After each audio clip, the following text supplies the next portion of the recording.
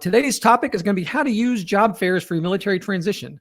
Again, my name is Bob Wheeler with ClearedJobs.Net. Been with the company for 10 years, was in the Navy for 20 years prior to that. So I went through the whole process of the transition piece here. And I'm still one of the coaches.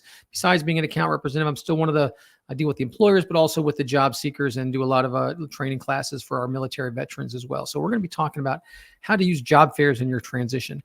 One of the questions is, when should I start going to job fairs? We get this all the time. It's right up there with the question of like, hey, Bob, when should I start applying for jobs? And I tell people, that's not the right question. The real question is, when should I get into job search mode and transition mode and those types of things?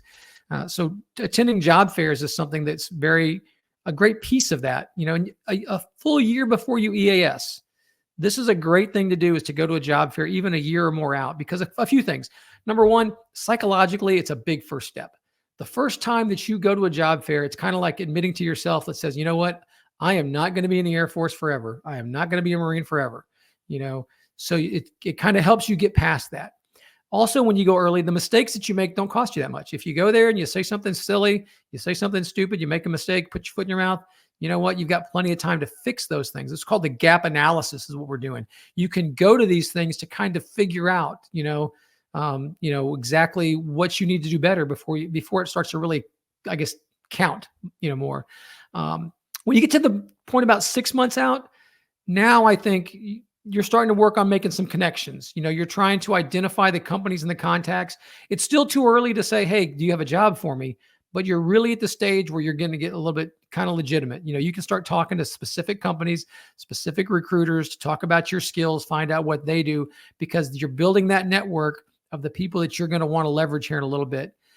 When you get to about 3 months out or less, now I guess you can really start to consider that it's appropriate to start thinking about, talking about a specific position. Like, I saw this job, I saw that job specifically. But even 3 months out, you'd be prepared that they may not be able to wait for you. In the private sector, if there's not somebody in that seat, that company's not making money.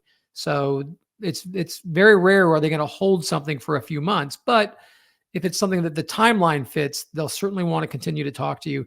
And anytime you have the skills that company or that recruiter needs, those folks are going to want to stay in touch with you for, going on into the future to help build their pipeline as well.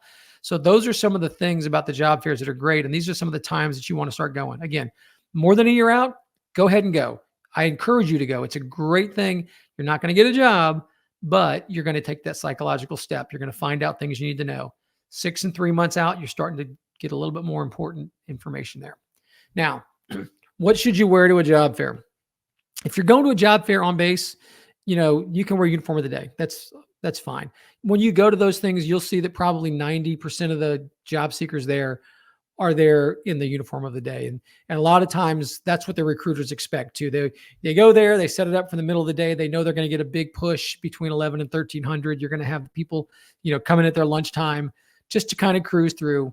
So you can wear your uniform of the day for those things. But if you're going to an off-base event, I really encourage you not to wear your uniform. I mean, you could, as long as it's the correct type of uniform, like a lot of services, you can't wear your camis or your BDUs out in town, but if your branch lets you, you could, if there's no other option. You certainly don't need to wear your dress uniform or anything like that. But I would really say, if it's an off-base event, do your best to not wear your uniform, both psychologically for you, but also you need to be practicing that you're Bob Wheeler, you're not just, your rank. You want to be the person, not the rank. So appropriate business attire is preferred. Suits aren't mandatory, but they're not bad either. You should always think to yourself, I need to be a little bit more dressed up than everybody else there, but not too dressed up. If you have a suit and you want to wear one, you see that at job fairs all the time. Got people in suits. It shows they're a job seeker, but it's not mandatory. You just need to look like you planned on being there. You should be, dressed up enough that people say, oh, that's a job seeker. He or she knew they were going to be here today, and they look like they got their stuff together, basically. Let's see here. I got a nice comment here, says that they can say that this is one of the better job fairs they participated in. So thank you. We've been doing job fairs at ClearedJobs.net for 20 years now, I guess. I mean, I've only been here for 10, but yeah, we see a lot of veterans come to our job fairs. Lots of veterans come to our job fairs. So what can you do before the event?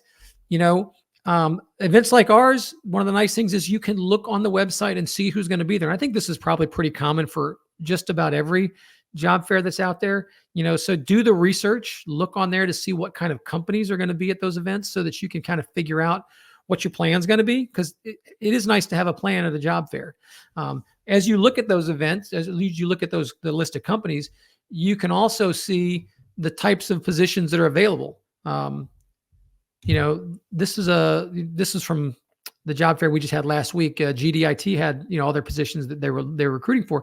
Some of these that I've highlighted here, if you kind of notice though, they're not information technology positions. So this is a great example of, don't go just by what the title of the company is, just because it says, information technology or such and such cyber or such and such whatever. Look at the jobs that they're trying to fill, because it look executive admin assistant, staff officer position. There's motor vehicle operator on here. So when you look at these things, you might think to yourself, oh, I don't need to go talk to that table, but maybe you do. If you're a junior person coming out, admin assistant is one of those things that can be a great position for lower enlisted folks coming out. In a company like this, they need your clearance. It's one of the big things they need. And if you're more of a junior officer, that staff officer position, go talk to them, find out what it means, because they've got a lot of job titles on here that are very vague. And if the company lists it on the website for the event, there's a great chance that the recruiters at that table will be prepared to talk about those specific positions.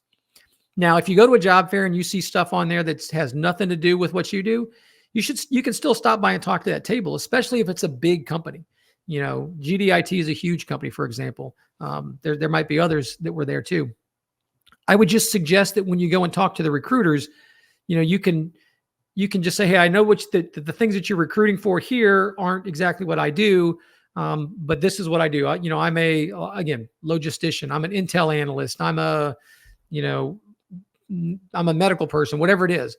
And you can ask them some questions about those things. Just understand that the bigger the company, recruiters are kind of separated out by what they deal with. So you may be talking to recruiters that don't know everything about those jobs, but they'll be able to help get you in touch with things.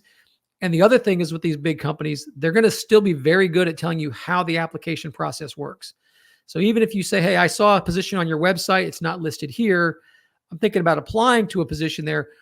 Are there any tips you can tell me about how the application process works, so that you can make sure that you're working through their system the right way?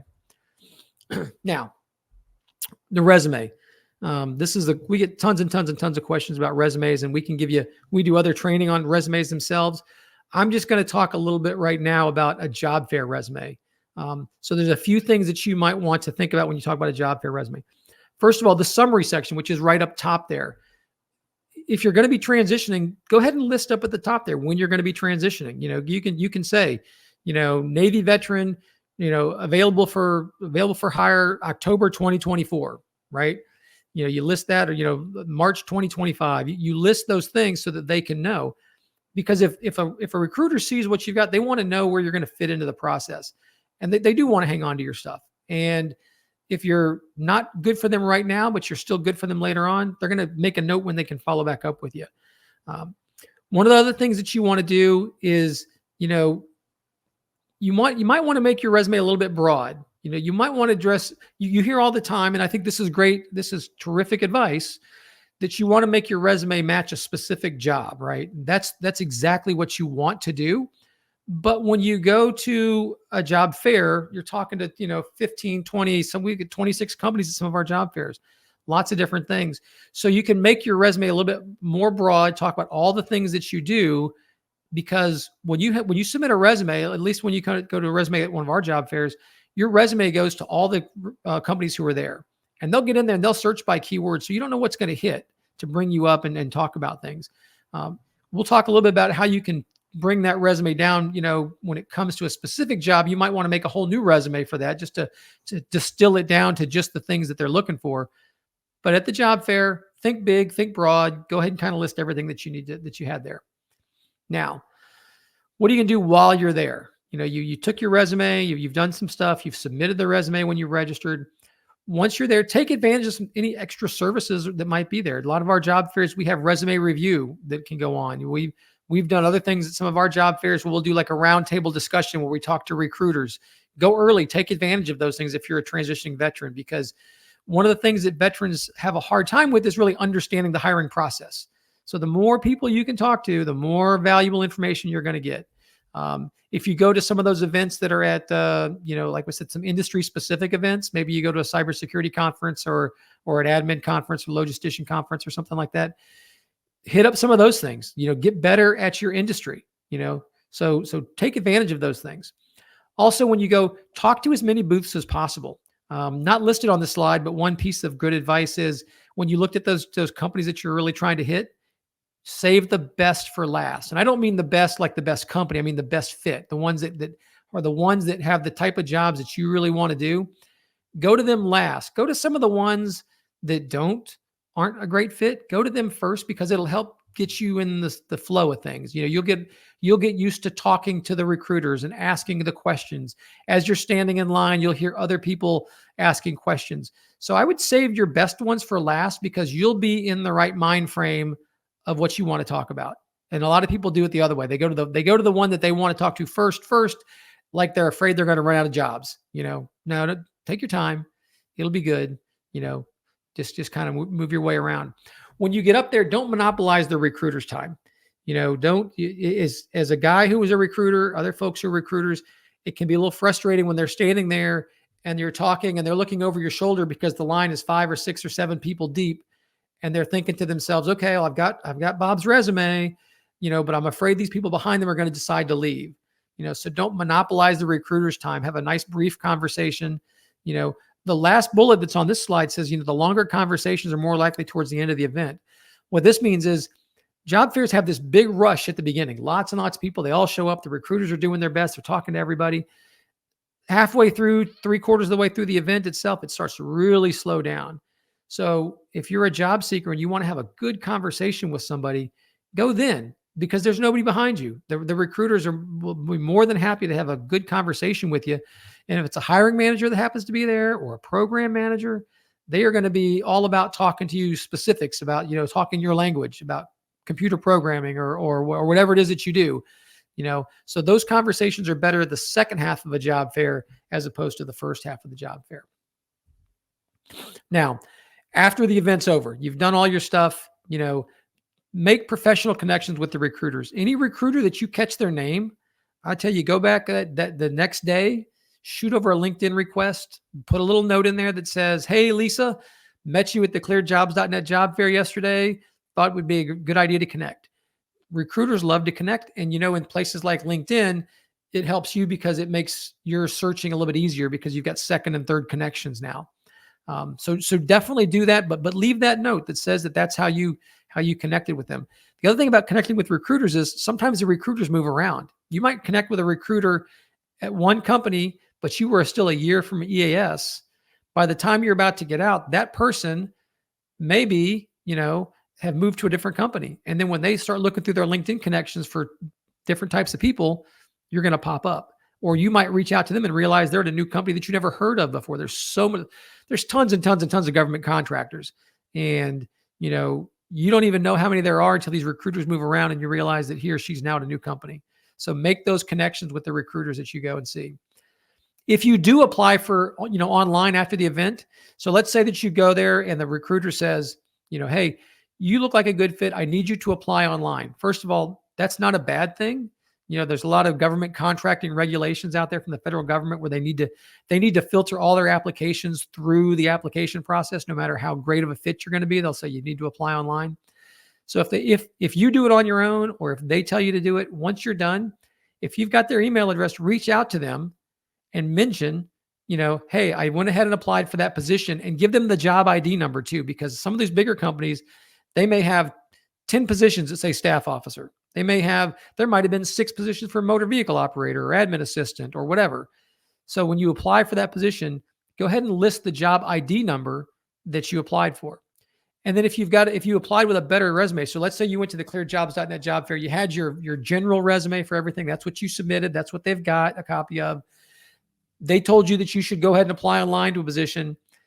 When you do that, apply with your targeted resume now. And then when you send that person an email, that recruiter, go ahead and include a copy of your targeted resume and just say, hey, I went ahead and applied. I applied for that cybersecurity role. Here's my resume that was targeted for that towards that piece. It lets them know that if the resume that they have, that may not be the best version of it anymore. So it lets them know there's a new version of it. So there you go. Make your connections, apply online, connect with the recruiter, let you know you did it, and use that targeted resume when you do it that time. So that's been our little talk today about job fairs. I want to thank you for joining us. If you have any questions, you can reach out to me, Bob Wheeler at ClearedJobs.Net. You can hit me up on LinkedIn.